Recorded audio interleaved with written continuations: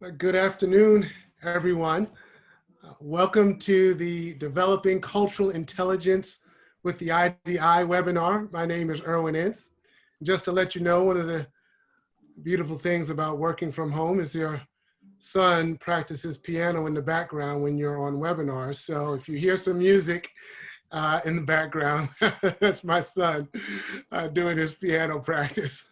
So at any rate, this webinar is actually part two of a webinar series that we started last month to introduce my new book, The Beautiful Community: Unity, Diversity, in the Church at its Best. And one of the things we talked about last month was a practical tool that we utilize to help us in the pursuit of beautiful community is the intercultural development inventory.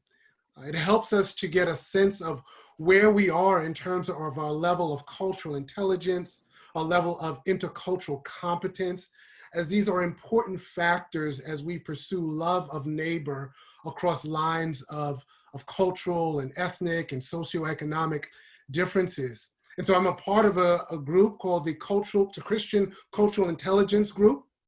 And we wanted to invite you back to talk specifically and particularly about the intercultural development inventory, how we utilize it in our own ministry practices, and how it can be of benefit to you as you seek to pursue unity in diversity along lines of difference. Just to let you know quickly about the ministry that I serve, the Institute for Cross-Cultural Mission, based here in Washington, D.C., out of Grace, D.C. We use the IDI as a tool to help churches get a sense of where they are as a church or a Christian ministry organization, or where they are in terms of their level of intercultural competence, so that they can have healthy conversations about what may be hindering them from welcoming others along lines of difference the way Christ welcomes us.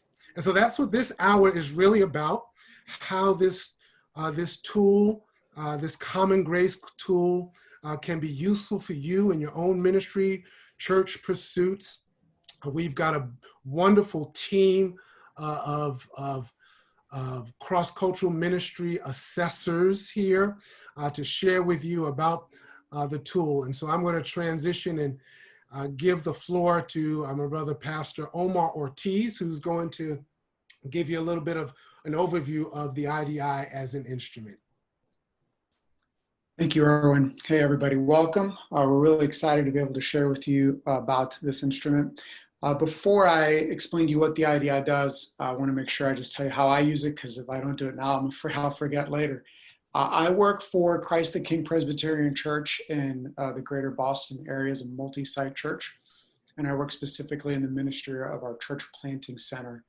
I've been using the IDI in a variety of settings, but one of the main ways that I use it is in our leadership development. So with pastors, with elders, with our church planting residents and pastoral residents, the IDI is a component of how we are equipping leaders to serve the church in greater Boston hopefully for years to come. So, of course, that begs the question, what is the IDI? So I'm going to share with you some slides here that hopefully will give you a better sense of what the IDI does. One second here. All right. So when we think in terms of cultural intelligence, one of the things that's helpful is to realize that cultural intelligence really exists on a spectrum. That when we think of cultural intelligence, oftentimes, and even the way that the tool is named, it's the intercultural development inventory, that cultural intelligence isn't simply something that you have or you don't have. Cultural intelligence is a skill that we intentionally develop over time. And on this spectrum, what you see here on the screen is that on the left-hand side, you have what are known as monocultural mindsets. So monocultural mindset is a mindset in which we are only using one culture, usually the culture that we're most familiar with, the culture that we've grown up with. we're only using one cultural set of lenses in order to see the world. As a result, what ends up happening is we have limited concepts, limited experiences. We have limited experiences that allow us to understand things that are happening around us that don't fit into the way that we normally view the world. On the other end of the spectrum, you have what are called multicultural mindsets. And multicultural mindsets is when we have come to the place where we have more experience, more ability to navigate across cultures. So if you think of monocultural mindsets as having one set of glasses with which you view the world, a multicultural mindset is that you have the ability to switch the glasses that you use as you engage with reality. As a result, you have greater ability to shift perspective and adapt your behavior in ways that are godly and authentic and appropriate as you navigate across cultural differences. Now, the reality is that most people receive no formal education or training.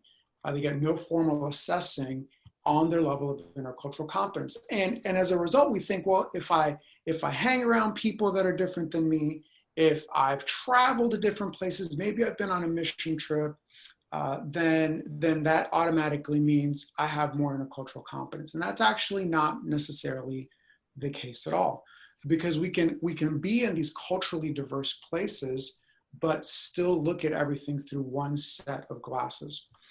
As a result, a lot of people will tend to overestimate their actual intercultural capability.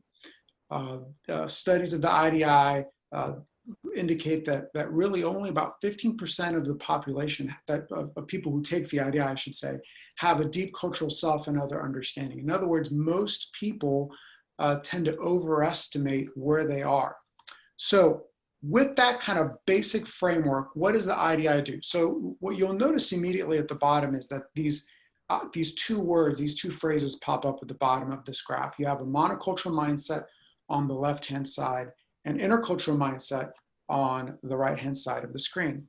And denial and polarization are two expressions of a monocultural mindset. Minimization is the transition from a monocultural mindset into an intercultural mindset. And acceptance, adaptation are two expressions of an intercultural mindset. So what do these words actually mean? Let's dig a little bit deeper into each of these. Denial is when an individual has little recognition of complex cultural differences. They might be able to say, yeah, that person speaks a different language, that person eats different food, that person wears different clothing. But really beyond the surface level distinctions that exist between cultures, there's not much more level of understanding. And so the task for developing, the task for growing when an individual finds himself in denial is to see that these differences aren't threatening at all, actually press in deeper ways to begin to understand how is it that people are in fact different than I am. The second way that this monocultural mindset can express itself is in polarization. Now, polarization can show up in one of two ways. One form of polarization is known as defense. And polarization defense means that we have an uncritical view towards our own cultural practices. We see our cultural practices and we don't have the desire or the capability to look at them critically and say, hey, these are good things that my culture does. And these are areas that my culture maybe doesn't really honor the Lord. And so we have this uncritical view towards our culture, an overly critical view towards cultural practices that are different from our own. At the same time, there's the reversal of polarization reversal. And in polarization reversal, what happens is we actually have a more critical, overly critical view towards cultural practices that we've grown up with, and an uncritical view towards new cultural practices that we come in contact with. It's sometimes people will ask, what does that actually look like? So a helpful example of that can be when someone who has been in one Christian tradition moves into a different Christian tradition. So they go from being Baptist to Presbyterian, or Presbyterian to Pentecostal, or they move in from being Protestant to being Roman Catholic. And what ends up happening is that they have this overly critical view of the tradition they've left, and this uncritical view of the tradition they've just become a part of. And that's an illustration of what reversal can look like. So those are just two real quick snapshots of what a monocultural mindset looks like. Minimization is this transition that happens in between these two types of mindsets. And in minimization, what happens is we focus on commonality, but we focus on commonalities between cultures, the way that we're the same. But we do it in such a way that we actually minimize differences. We actually don't, and as a result, we actually don't really appreciate the commonalities to the degree and to the depth that we otherwise might be able to do. It's a little similar, I think, in some ways to watching TV in black and white versus watching TV in color. You understand, you see what's going on in black and white, but it's so much more vivid when you've got the contrast of colors that color television provides you. In the same way, when in minimization, in some ways we see differences, but we don't really appreciate them in their full extent. To be able to do that, we need to move into the intercultural mindsets. And the first step in the development as we move through each stage of this process is acceptance. Here we begin to recognize cultural commonalities. We begin to recognize the differences. We begin to have this increased self-understanding of our own culture and cultural differences. We can see when something is happening, and we recognize, oh, okay, there's a cultural issue at work here. But it isn't until we get into adaptation that we actually get to the place where we are able to adapt and shift perspectives in ways that are authentic and appropriate, that we're actually able to step into a situation and know, this is how I need to respond in this situation as I'm engaging with people who are culturally different from me.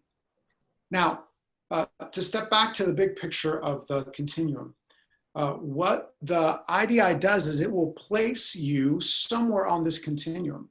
And it shows you how you're able to progress, gives you a pathway for you to be able to progress down the continuum in different ways.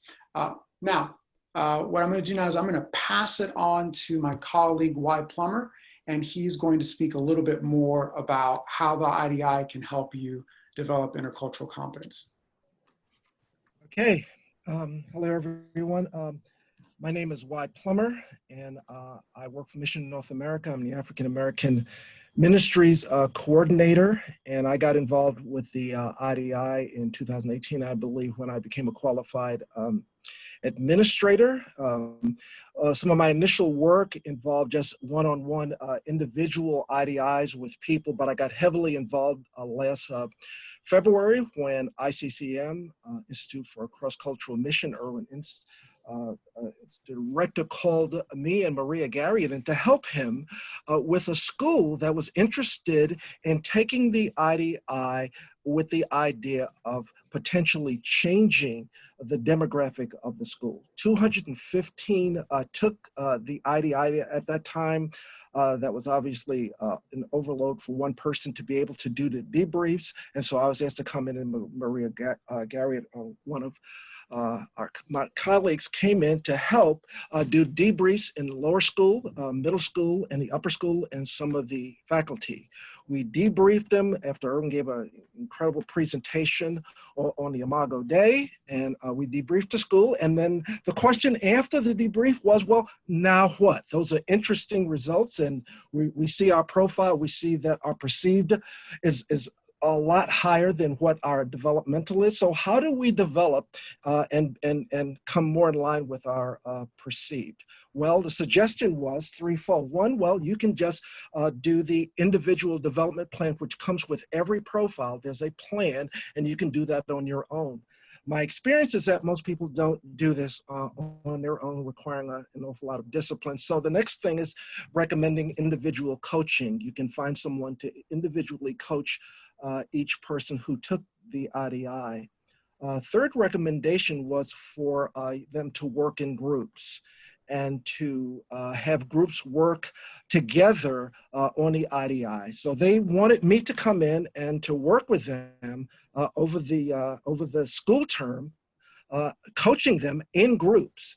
And so as it turned out, 90 of them agreed to be involved in groups, which were divided up into groups of about 10 or 5 to 10 in each group. And I worked with the groups from September until this past March when COVID hit and I could no longer go out to the school, Christ Presbyterian Academy in Nashville. It's a school if I didn't name the school. Work with them and basically using the plan that came with the IDI, also recommended a book and recommended that they journal. So we worked in small groups. Once a month, I would meet with them. And at the end of the time in March, they retook the IDI to some very impressive increased results as a result of what I thought was my incredible ability to coach, which it wasn't. It was essentially being able to come together and talk about difficult subjects that we normally don't talk about.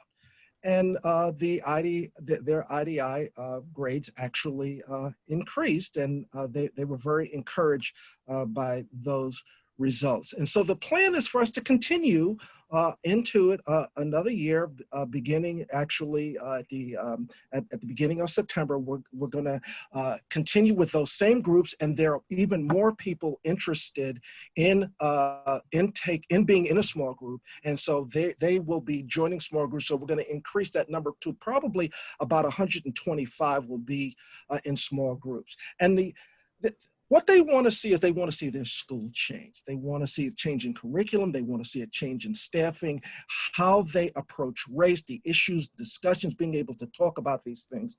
And I believe the IDI is a very effective instrument in helping to facilitate that.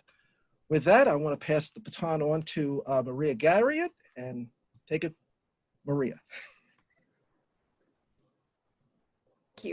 Thank you, Y. And I wanted to tell a little bit about how I use the IDI. So I've been a qualified administrator since 2017, and I've used it with Paracleo staff and church planning spouses and network leaders. I've also used it in the ministry that my husband and I and Pastor Stan Long started 2 years ago called Baltimore Antioch Leadership Movement, where we're raising cross-cultural disciple-making leaders for the church and church planting in the greater Baltimore area. And so this is, seminary students and spouses and people who are interested in growing their intercultural competence. And I'm also working on a Bible study, kind of a coaching handbook curriculum that could be used for people to have these kinds of discussions. And after taking the IDI, how do we grow in our intercultural competence? So how do we take the IDI? It's easy enough. You just go to our website and you reach out to one of us, and we will then respond to you by email. We'll direct you to the IDI website, and there's some instructions here. Basically, you'll just click a link and you'll take it online. It might take about 40 minutes. It'll cost about $21 to take the actual IDI. So it's simple questions. You answer them to the best of your ability, and then the assessor that you've contacted will be in touch with you to actually do the debrief. So there's more information on our website about how to take the IDI, but it is pretty simple, and people have really not found it too difficult to take or to follow those instructions. We want you to meet some of the other team members who haven't had a chance to talk yet, so I'm going to pass it over to our colleague, Barbara Jones. Hi, my name is Barbara Jones, and I currently serve at Mission to the World. Some of you know it as MTW. It is the mission sending agency for the PCA Church. I've served in ministry for over 25 years and have always had a bent towards unity and diversity. At Mission to the World, I serve as a consultant in that area. And less than a year ago, with the help of Dr. Ince, we led Mission to the World, I would say 2/3 of its office staff through the IDI. While seeds have been planted around this topic of unity and diversity, I believe strongly that the IDI created the space for us to begin having crucial, healthy conversations about cultural unity and diversity and intelligence. And so I'm passionate about that, currently work with some churches and organizations, both in the Christian and non-Christian space, have a heart for coaching. I think the IDI is sort of the stage you stand on that paves the way for individual growth so that it impacts the collective group. But coaching is a big part of my heart and my passion, and I hope I get the opportunity to work with some of you. I'm going to pass it over to Robert. Awesome. Good afternoon, everyone. My name is Robert Kim. I'm actually over at Competence Seminary teaching applied theology and church planting. I'm new to this role, but nevertheless, what we did for the fall, we started introducing the IDI to our students. And so every first-year student that's in the MA and MDiv programs are beginning to take this as part of the cultural intelligence kind of understanding of their development. And so if you think about it from IQ, EQ, CQ, just understanding how important cultural intelligence is in our world. And so wanting to equip our students with at least some kind of a gauge that would help them grow and develop in that. In addition to that, Mike Higgins and I are actually co-teaching a class right now called Developing Your Cultural Intelligence, which has been a lot of fun as we've been engaging some of the students on taking the IDI, using that as a metric, but then also kind of figuring out ways how to deeply apply it either in their own personal context or in their ministry context. And then the last way that we've been using the IDI is just churches and organizations, and actually Erwin has also done a consult with Surge, the missions agency, just in terms of working with them in terms of saying, you know, as you grow across cultures, you may think that you are culturally savvy. And one of the things that I would say I've been finding as an observation is a lot of people that are doing cross-cultural work actually end up in polarization because it's what Omar had referenced. Sometimes it's the over-engagement of a culture and the leaving of your own that you become so critical and not necessarily doing some of the healthy intercultural work that I think is necessary. So churches, organizations, individuals, so there's a session that has contacted me saying, hey, our church wants to grow in this particular area. We want to see how we can grow and develop accordingly. How would we be able to take the next steps? And so those are some of the ways that I've been trying to use that. With that said, I'll pass this on to my colleague, Melissa Littlepage. Hi, I see so many familiar faces on here. I just want to say hi to those people. It's great to be with you all. My name is Melissa Littlepage, and I'm the Chief of Staff and an intercultural consultant at the Institute for Cross-Cultural Mission, where Reverend Ince is the Executive Director. I became a QA in 2019, and I primarily use the IDI with the churches and organizations that hire the Institute for workshops and trainings. We also use the IDI with participants in our Cohort Experience program, which is a 3-year professional development program for growing in cross-cultural ministry. Participants in that program take the IDI at the beginning and the end of that program, and so I assist with those debriefs. However, as a trained musician and worship leader, I especially love using the IDI to explore cultural intelligence in the context of music and the arts. And I love talking with worship teams and considering the ways that cultural intelligence affects that. So that's my particular love, but those are the ways that I use the IDI. It's an extremely powerful tool. I really believe in its ability to aid in long-term sustainable transformation towards cross-cultural life and love. And I will pass it on to my colleague, Karen Neighbors-Wright. Thank you all. It's wonderful to be with you. I'm Karen Neighbors-Wright, and I have been a qualified administrator of the IDI since 2017. I have a master's in marriage and family therapy from RTS Jackson, and after receiving that degree, I worked for a year at a shelter for domestic violence, sexual assault, and human trafficking. And right now I'm a stay-at-home mom. You might hear my son in the background here, but I'm also married to Alex Wright, who is on staff at a 3-year-old church plant here in Rochester, New York, New City Fellowship Beechwood, which is founded by Chris Holtridge.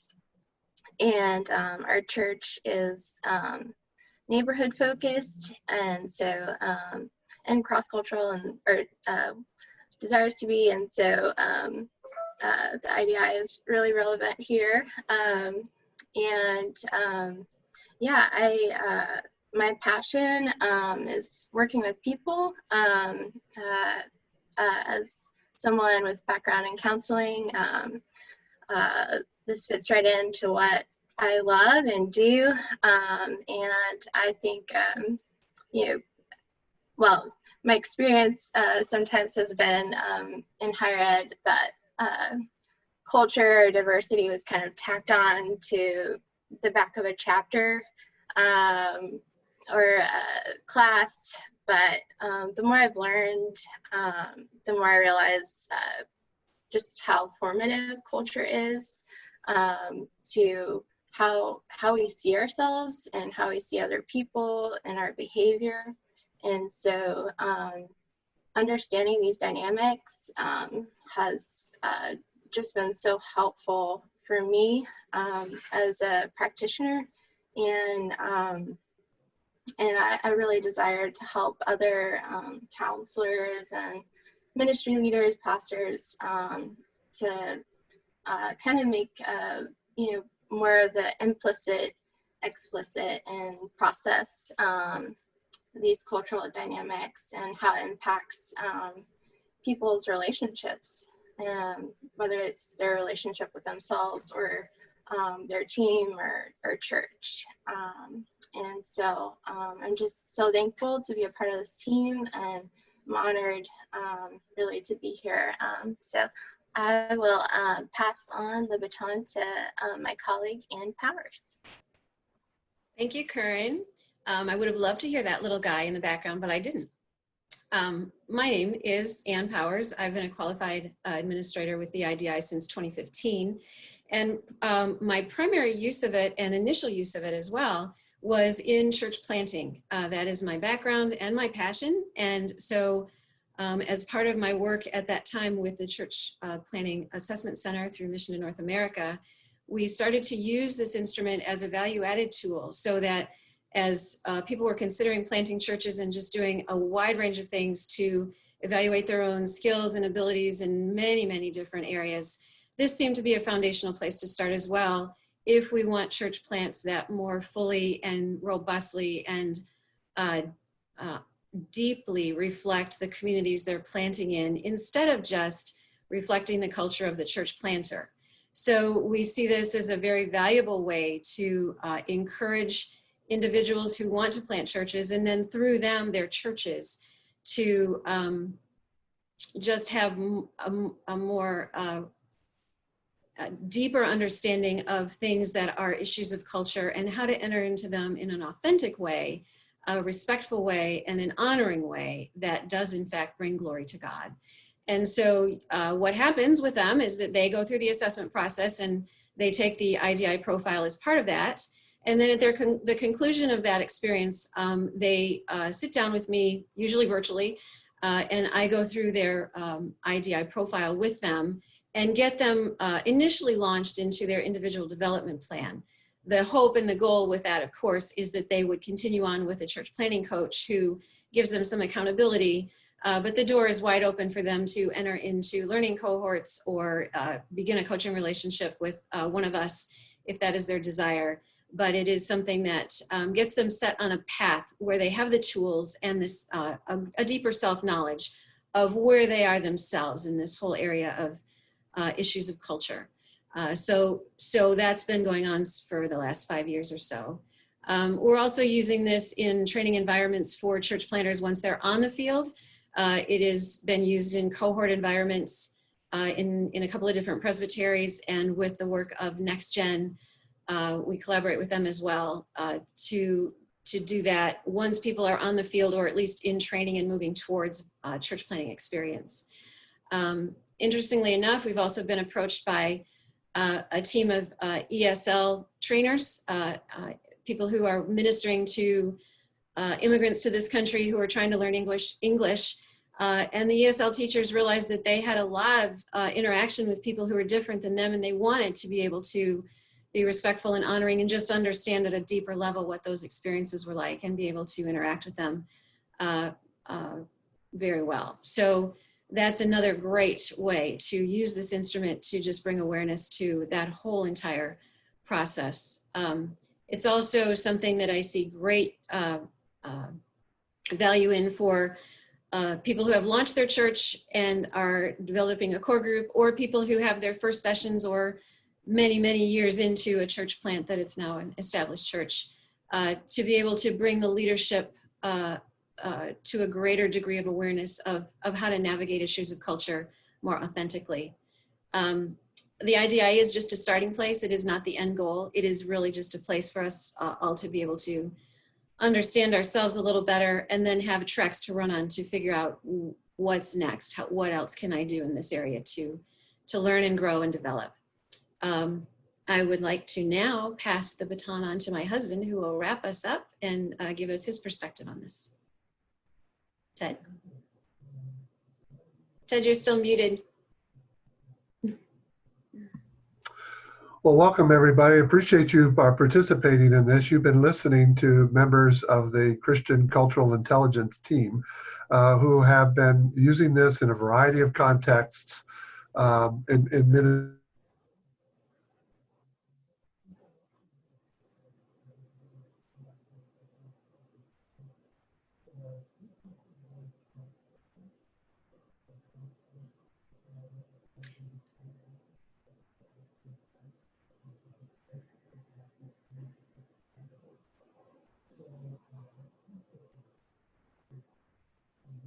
Sorry, folks, he's been having technical issues on his computer. I'm gonna go give him mine. While we wait for Ted to be able to get back on, we are very eager to be able to answer any questions that you have about the IDI. So if you want to start populating the chat thread there for us with any questions that you have, and that way we'll be able to start answering those as soon as Ted, well, he's back. So Ted's going to take over. Well, I'm going to just jump in on Anne's video screen here, and everything that she shared is pretty much what we're doing together here. We've been a team with this since both of us took the training and came on as QAs. As part of that, I think I might share one of the stories that we had in our experience when we went. We've been to a couple of training events now, and in one of them, we realized that we were virtually the only identified Christians who are part of this thing. And there were a lot of people in the auditorium taking this, and we got broken into groups, and people became intrigued the fact that we were clergy who were there representing the church. And we started getting questions from people, which is, why is the church interested in intercultural anything? Isn't the church just people basically birds of a feather who flock together and have a religious veneer to it? Kind of thing. And so it really gave me my eyes up to what is the gospel all about. The gospel is all about reconciling us in a relationship with God, but we're also learning the scriptures it's designed to reconcile us to one another.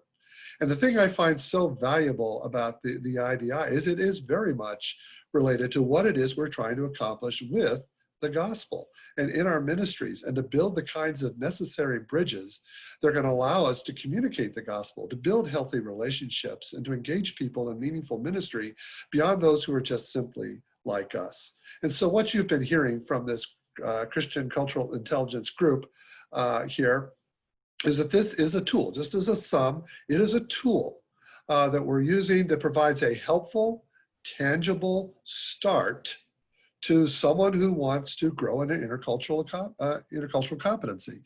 And by someone, I mean not just an individual, but this could be a church leadership team, a ministry team. It could be a family It could be any number of different people, schools, leadership consortiums, that kind of thing, who can take this together. And you can not only do this in such a way that you get feedback as an individual, but you also get feedback as a group. And what is your group IDI? And therefore, what are the implications of that? This is something, this tool has been extensively used and tested around the world, and has been considered to be extremely accurate and very, very valid tool to use. So it's something I think we can engage in with confidence here. And generally you get 2 sets of scores from this thing. You first of all, when you take the IDI, answer the questions, it takes about 20, 30 minutes to do, about 50 questions to do. You're going to get 2 sets of scores. One will be a score that says this is where you really want to be. And then another set of scores, which is this is where you actually are here. So that the aspirational one is really where the IDI says you want to be, but the other one is where the IDI score says you, when a push comes to shove, and in the context of relationships or ministry, this is what you're going to default to. So how do you get from where you are to where you want to be? And that's where the development plan that everyone gets who's been through this, and then coupled this with some coaching and training and resources that all of us are developing and using in our own context, help people move the needle, move the ball down the field, whatever metaphor you want to use, to help us to grow in our intercultural competence in this particular way. So we introduced it with the assessment center years ago because, as Ann shared, we wanted our church planters to be more alert to the whole issue of culture and how it is that as they moved into a neighborhood or community, a city or whatever, how they were going to begin to reach people and build relationships with folks who are not just simply like them. And when we talk about culture, we're not even just simply talking about ethnicity, although that's so prominent for us in our engagements. But culture can be looked at in so many different ways. As we're fond of saying, NASCAR is a culture. Athletes are a culture, and there's so many subcultures of athletes. Artists are a culture, and there's so many subgroups of artists. If you're married, you have entered into an intercultural relationship. You've got kids, teenagers, you're in an intercultural relationship. And so it's all about learning how to understand how you process intercultural commonalities and differences. And that gives you a starting point with a development plan and continuing to interact with other people and to train over a period of time, as Y shared with his experience with the school, how you can actually grow in your intercultural competency, and with that, build healthier relationships and hopefully more effective ministry as you go along. So we've been using this with our church planters. I continue to use this in my role as director now of the Midwest Alliance, and as I consult with different presbyteries and churches, as I coach various church planters, we build this into our coaching. And so some of the questions that I will ask these guys are, what are the cultural patterns that you're seeing in your own community? What are the different cultures that you're identifying? Who are you making relational connections with, and how are you learning? How are you building in what you're learning to your philosophy of ministry? How it is you're actually going to do ministry in your context? How is it impacting how you preach and what it is that you preach on? How do you see yourself growing in intercultural competence? And what are some of the things we need to be working on in that regard? So we build this in to the coaching that we're doing with our church planters in that regard. And this is what we are seeking to do with, like Ann shared, cohorts with presbyteries. We're going to be going up to Wisconsin to do this in the next few weeks with some of their cohorts that they have there, and with the ESL ministries. So hopefully this gives you a little bit of a snapshot of what this is all about. The last thing I'll mention is, again, it's not just even in terms of ministries or in individuals. You can do this as a family. And one of the resources that I've been using, there's a really great exercise, for example, on how to begin to build intercultural competence with your children. That there's some exercises you can do. For example, watch the movie Zootopia. And then there's a series of questions and exercises that you can do together as parents with your children to just begin to raise some of these issues and begin to talk about some of the things that they themselves might begin to notice within their school or neighborhood or whatever the case might be. So there are a wide range of uses for this that we're hoping that you're becoming aware of or exposed to. So let's see what kind of questions that we have here. Let's see, what questions do you have that you would like to hear some of the rest of us respond to? I'm trying to see what we have here in your chat function. I don't see a lot of questions yet. So jot in some of your questions if you would.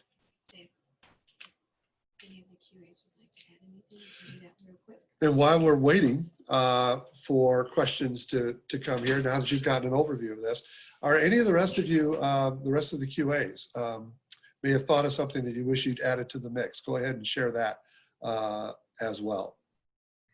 Yeah, I'm Maria Garriott, and I'm in Baltimore, as I mentioned, and my husband and I started an urban multi-ethnic church almost 40 years ago.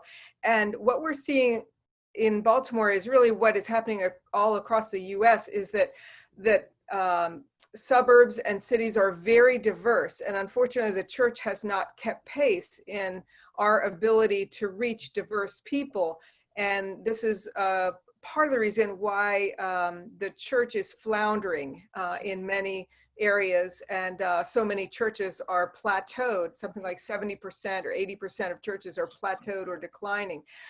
So how can you, as a leadership team, as pastors, you know, as elders, as women's ministry leaders, how can you reach out to the diverse people around you? And the IDI is a great tool to help equip you and your team to begin to address some of these issues. The nations have come to our shores. With that, the mission field and our mission calling, I think, has changed with that, let alone how this is going to be used in every context around the world. What questions do you all have? Someone is asking about a group discount for this, and I think Ann is punching in a response to that. I'll just answer it here on screen. The actual cost of the instrument is set by the Intercultural Development Inventory folks. It is not something that we set. And as a result, there is no discount that is possible for us to give for that. The good news is that the test itself is not terribly expensive, $21 for test takers. So hopefully that is something that could be budgeted and taken without too much pain in the budget. As far as, I saw someone ask questions. Give some examples of some of the questions. I personally cannot. I took it myself 5 years ago. I don't remember a single one. Is there anybody else who can handle that?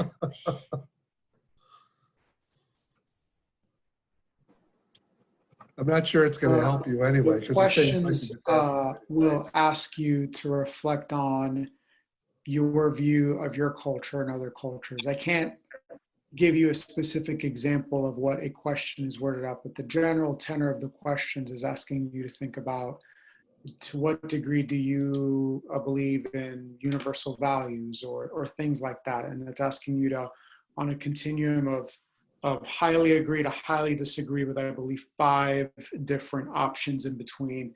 It's asking you to pick highly agree, somewhat agree, neither agree nor disagree, slightly disagree, and highly disagree on each of those statements.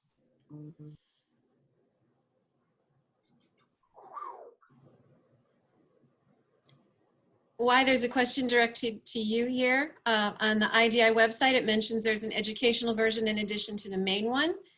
Do any of you have any experience with that? Why do you know if the school you worked with used that version instead of the regular one? I'm not sure there really is an education. There's an educational price for educational institutions, but I think it's the IDI is the IDI. It's the same regardless of whether it's in a school or a business. Yes, that's right. They do give a bit of a price break to nonprofits and students. It's business, nonprofits, schools, and then students. So faculty and students get the lowest price.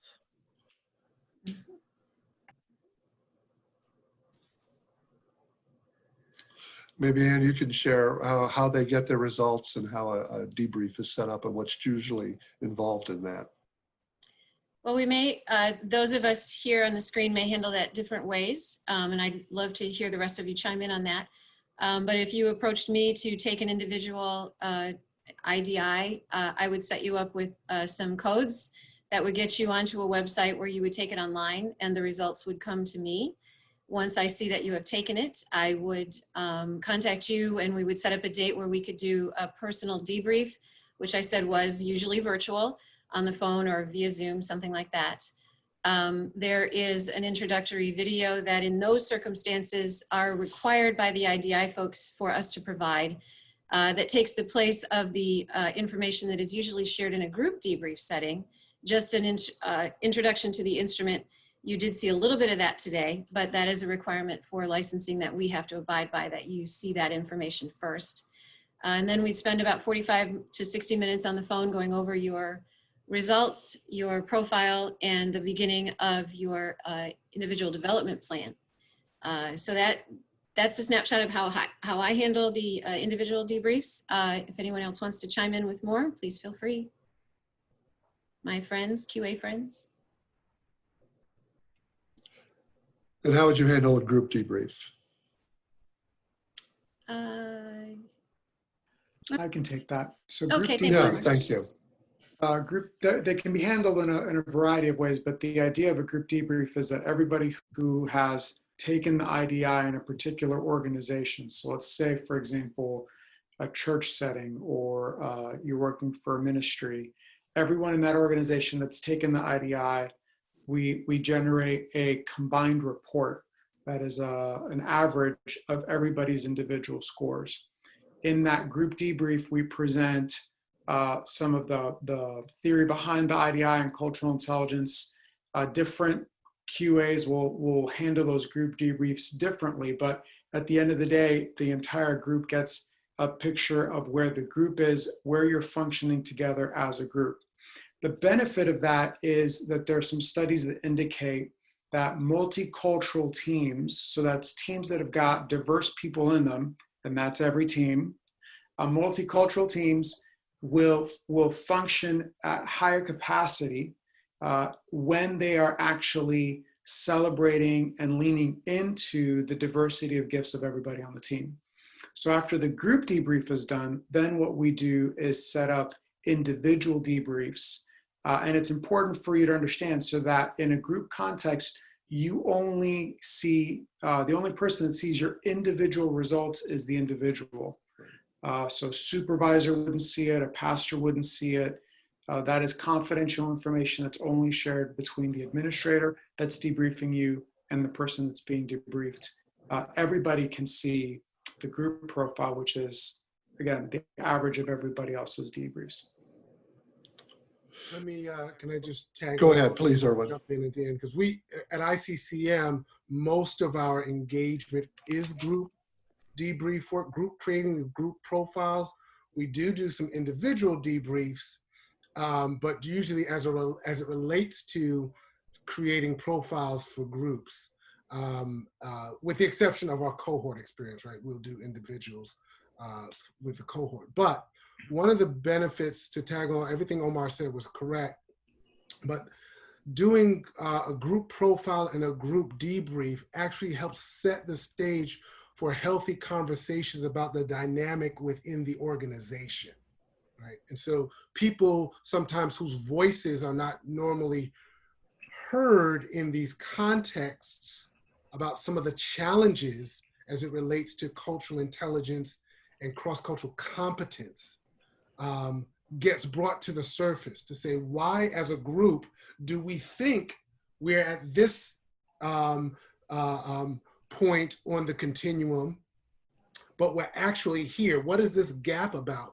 How is that manifesting itself among us as an organization? And that's one of the, again, creating the platform for those kinds of healthy conversations as an organization is a benefit of a group profile and debrief. Thank you. And we have a question here. Robert, I'm going to ask you to take this if you would. I'm currently reading the 3D Gospel by Jason Georges. He uses 3 umbrella categories or cultural operational systems for all humanity: individualistic, guilt, innocent, mostly Western; collectivistic, shame, honor; much of the global South; and animistic, fear, power. Does the IDI view culture similarly, or is it based on an entirely different foundation? And so, the way I would respond to that is I think it takes it differently in terms of foundation. I think those lenses that George presents are good and healthy, but it's another probably understanding of just what cultural knowledge is. So actually, I'll say the two frameworks that we're using currently in our class is using the IDI as a basis as to where our students are, and then using what they call CQ factors, which are motivation, knowledge, strategy, and action.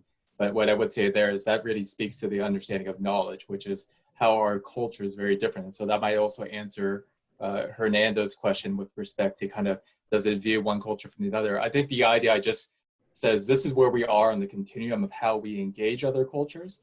And then there's other aspects by which we take the IDI to say, what will you do with it next to grow in your cultural knowledge? And so understanding where cultures are distinct and different. If I can, I'm going to take two other questions. One is the education discount is actually $12, just as a quick FYI. So that's what we use for our students. And then Deneen had a question with respect to, have you had, as consultants, resistance? I would say yes, there's always going to be the resistance of churches to say, hey, do we want to invest in something like this?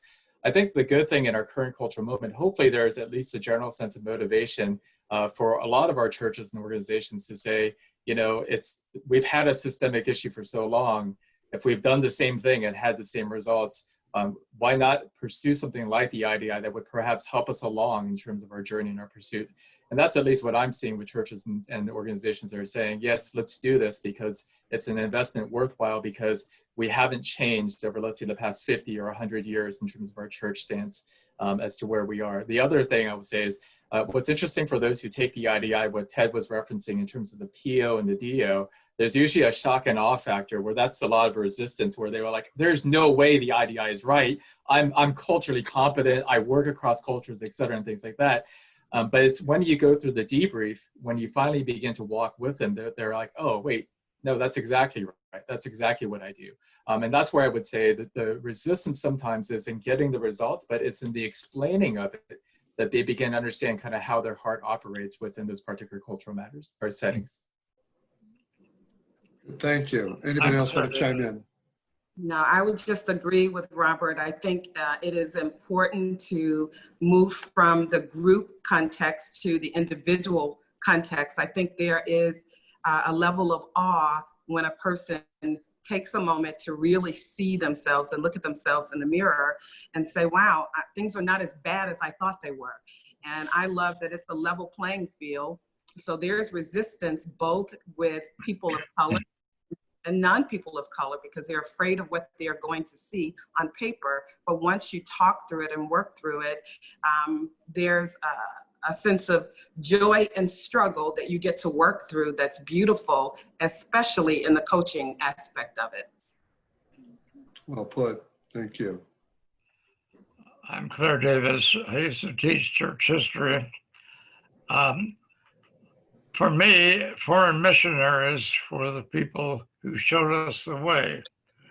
Apparently, at one point, missionaries would go to a country and say, before I teach you the gospel, I have to teach you the right way to think, the way Westerners think. But they learned that lesson. The first job for a foreign missionary was to listen, to find out what was important, how people thought. My hero was my colleague, Harvey Cohen, who had been a missionary to Korea, and he learned that hard lesson there.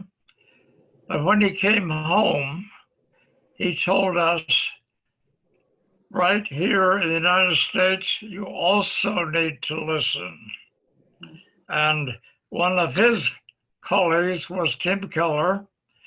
And Tim Keller told us he never would have been able to reach New York City if he hadn't learned from the foreign missionary, Harvey, what to do.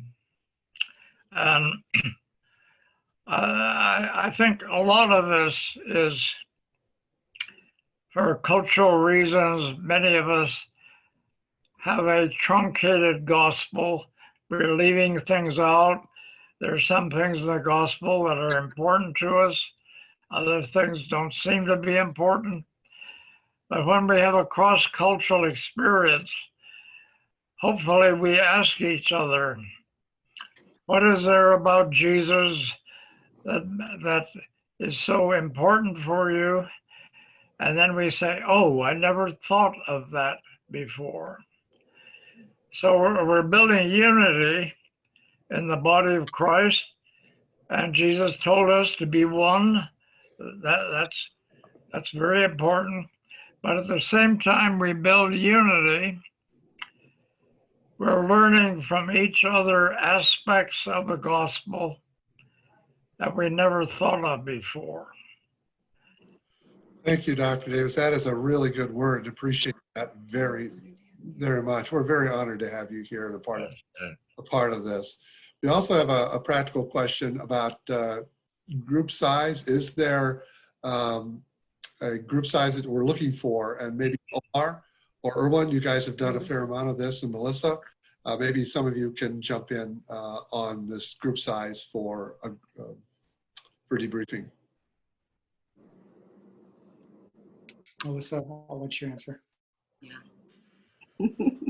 we get this question a lot when we do, debriefs for churches and organizations. I often recommend, for a group size 5 at the smallest, but there's a real sweet spot that happens when you get above 15, I think, as far as experiences that people have to draw on and, kind of material to talk through and apply the debrief. I think of the IDI as a really powerful tool, and our experiences and perspectives as like the wood or the clay that we apply the tool to. And so, when you have a good sized group, you have more material to work with as far as cultural experiences and perspectives. But we've worked with groups as large as 200 something people and groups as small as 4. So there are all kinds of sizes, and really part of being a QA is being able to contextualize the tool to your group, regardless of differences in size or place or people. Thank you. Barbara, would you add anything to that? Yeah, let me just add one more thing is relate to, because Melissa's right. Yeah. One of the other aspects is, what are we striving to achieve and accomplish, right? In terms of who's in this group, right? Mm-hmm. So is the group large enough? If we're concerned about our entire organization, is the group large enough to be representative and reflective of the entire organization, right? So when we did Christ Presbyterian Academy, is why they had everybody, all faculty, all staff at every grade level do the IDI, and we were able to create a group profile for the entire school, and then profiles for each grade level, right? And so, right, but if I have a conversation with a church I just had recently, that's a multi-thousand member church, right? You're not going to have 1,500 people do the IDI. Well, get a group, right, a group large enough that is reflective of the church, or a leadership group large enough from the church that reflects where the church is. So those are some of the things to think about in terms of how many people, how large a group should be. Thank you. Barbara, would you add anything to that? No, no. Okay. Looking at this other question here, and we have probably just time for this. I'm a person without a group with which I could do the IDI and grow. Is there any possibility I could join with other solos to make a group? Or is it best to have a group of related people? Melissa, I don't know if you have a response to that in your experience, or Omar, as you do this. We do, the Institute does one-on-one debriefs for people kind of outside of their group. You don't have to be a part of a group to take the IDI. So if you wanted to do it on your own, you can. If you don't have a pre-existing group to do it with, I don't know that I could advise, making one. Because typically when we're debriefing a group, the benefit of that is seeing how you work together, what the effect of your group is as you work together. So if you have a group, that's great. But if you don't, you can also just take it on your own. Yeah, I think one point that would be helpful to add to that is if someone is just taking the IDI, by themselves and not part of a group, each person that takes the IDI, you get your IDI results, but also a personalized intercultural development plan.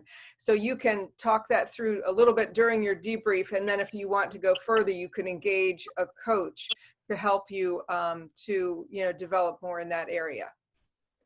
Yeah, I think the ultimate aim is to have individual coaching. It's great in the context of a group if you're working in a group and you're all aiming towards cultural acuity. But ultimately, it's the individual and one-on-one work that impacts whatever group you're in. I work more with individuals than I do groups, but I love a group coming together to say we're aiming towards this effort, but it's the one-on-one that's really important. So don't think you have to be a part of a group. Right. All right, any last comments from any of our QAs here? And hopefully you see the information that Ann has sent you. This is the link you can use, the site that you can go to connect with any of us on the team. She's getting that to you. And please, I hope that you will take advantage of that. Please contact any of us at that website. Any final comments from our QAs?